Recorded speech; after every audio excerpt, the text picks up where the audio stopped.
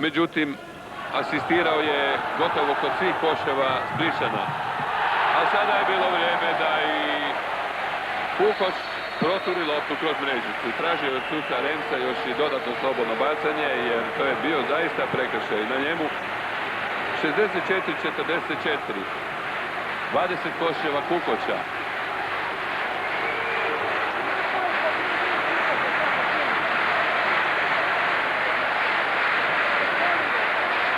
Da, u svakom slučaju ima pravo na dodatno slobodno bacanje, ali ipak je to stvar sudaca. 64-46. Pavićević.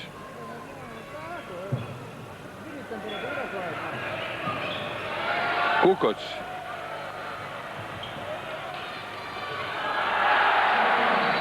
...66-46. Možda je prije trebalo spomenuti da Kukoču samo koševi nedostaje u drugom poluvremenu. 66-46. 10 minuta do završetka utakmice.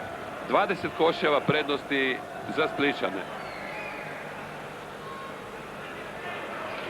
Stevanović. Paspalj. Danilović. S lijeve strane Kukoč, Perasović, s desne strane Pavićević. Kukoč. Fantastična akcija. Gledalci koji nisu došli u dvoranu zažalit će. Je takvoj vrhunskoj košarci, takvom spektaklu u jednom predivnom sportskom događaju, bez obzira na televizijski prenos, ipak uživo treba prisustvovati. Bravo Toni Kukoč još jednom. 68-46. Kukoč. Kukoč i ovog puta Naglić.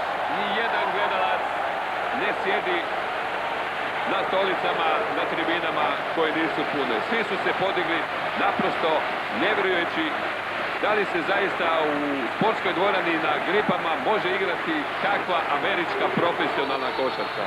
To se rijetko viđa i u NBA ligi. 70-46 Spličani vode protiv Partizana.